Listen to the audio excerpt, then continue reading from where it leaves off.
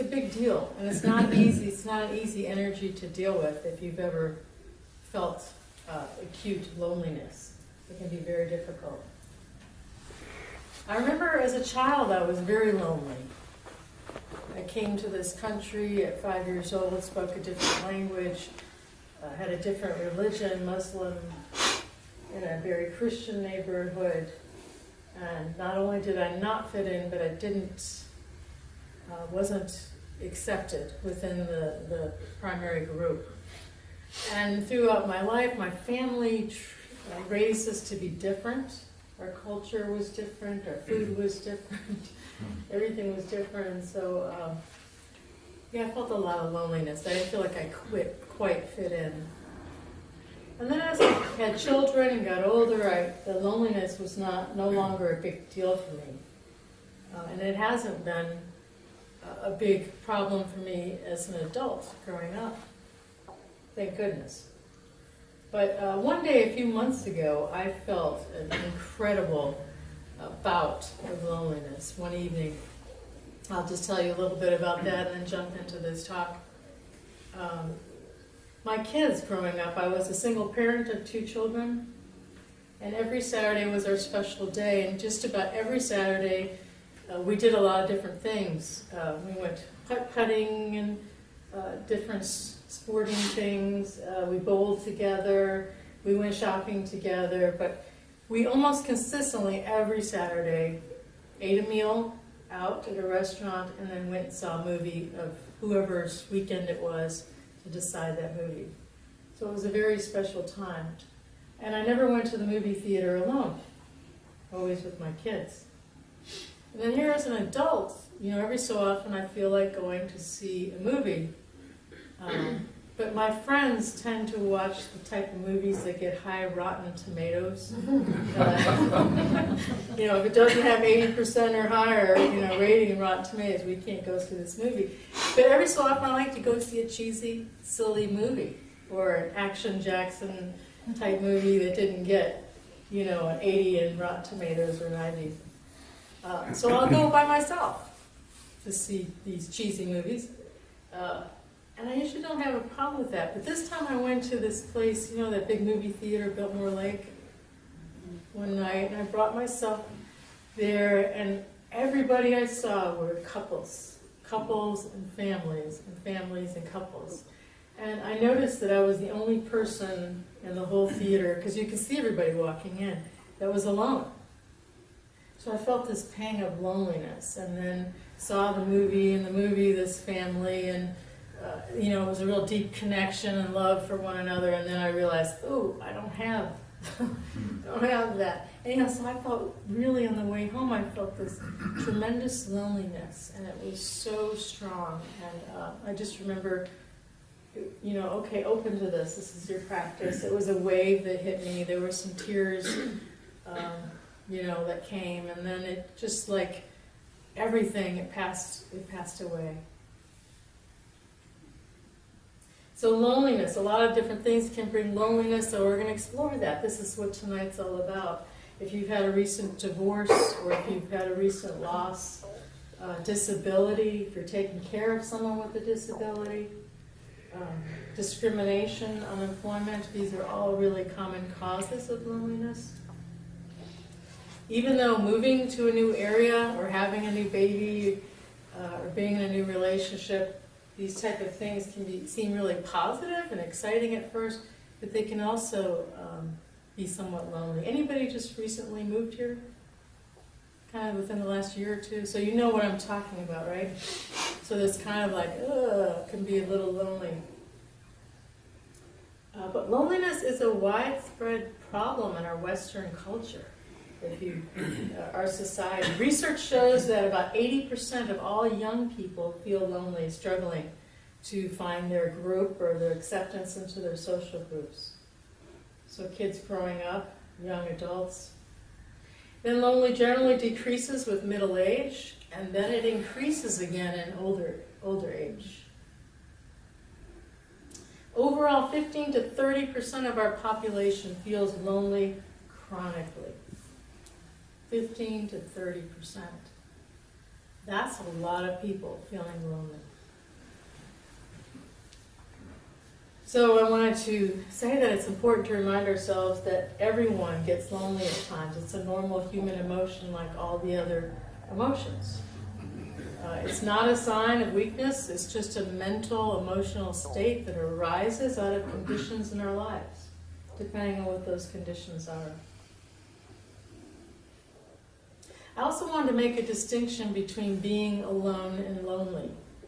Being alone doesn't mean that we're necessarily lonely, right? So I love to be alone. I spend a lot of time alone. I really enjoy my alone time, and I rarely get lonely.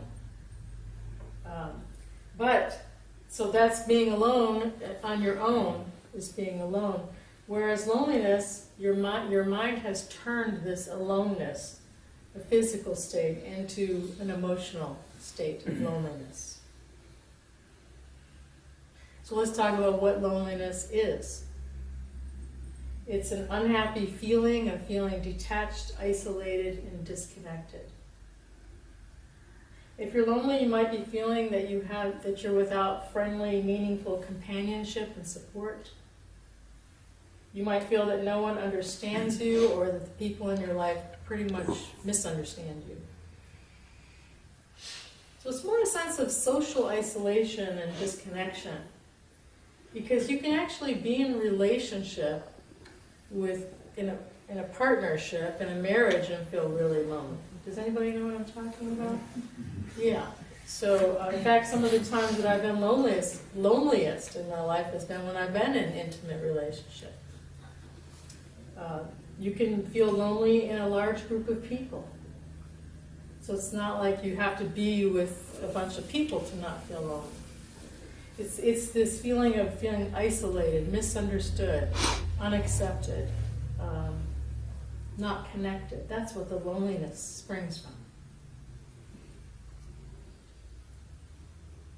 It's really hard to be with loneliness. Anybody agree with me?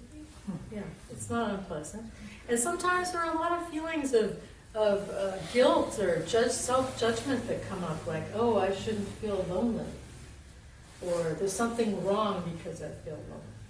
So on top of the loneliness by itself feels pretty bad. It's kind of hard to deal with, right? And then when we start beating ourselves up or judging ourselves for feeling lonely, then it gets even worse. So it's like compound dukkha. Dukkha is unpleasant experience. Okay, it can be dangerous to be lonely. Because loneliness can motivate some really unhealthy choices or unhealthy behaviors. Anybody feel like they've done something pretty not wise when they were out of loneliness? Right? It can motivate us to jump into relationships with people that we're not necessarily aligned with just because we don't want to be alone. It can motivate us to jump in bed with people we normally would never be in bed with. It can motivate us to engage in addictive, weird behaviors like getting lonely, eating, right? Or watching TV or internet or whatever our go-to is. I've heard of a lot of adults. I've known a lot of adults. I've had a lot of friends who were desperately seeking partners because they felt lonely. They are looking for their next partner before they even end this relationship. I'm speaking from experience too. When I was younger, I did the same thing. I was going from one partner to another because I just didn't want to be alone. I was afraid of the loneliness. So the only problem with this desperation that comes out of loneliness when we're seeking a partner is that this desperation closes down our minds and has us not think very logically, so we don't see the full picture. That's why we're willing to seek or accept things that we normally wouldn't seek or accept out of this desperation. Loneliness is shown to be dangerous for your health, too. Recent research There are higher rates of obesity, higher heart disease, mortality, increase in blood pressure, and the stress hormone cortisol with the higher your loneliness. It's a major risk factor for Alzheimer's and cardiovascular diseases. And it can increase already depressive symptoms, anxiety, anger, pessimism, and it tends to lower self-esteem as well. So it's a pretty big deal, and it's something that we really need to be aware of and learn how to work with skillfully. So, did you know that we're like ants, bees, dolphins, and monkeys? Yeah, they're all social species, and human beings are considered a social species. When you look at the structure and organization of all the brain's functions, they all scream social. We're wired to be social beings. We're wired for connection with other humans. We tend to be, in our history, in social and tribal groups. We work together to get what we want, and we come together against threats.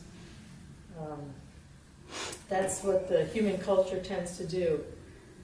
Right? So we're wired to be with our tribe. We're wired to be with our people. We're wired to be in groups. We need social connection. That's part of our makeup. So there's nothing wrong when we feel loneliness. It might be a natural drive to connect with our group.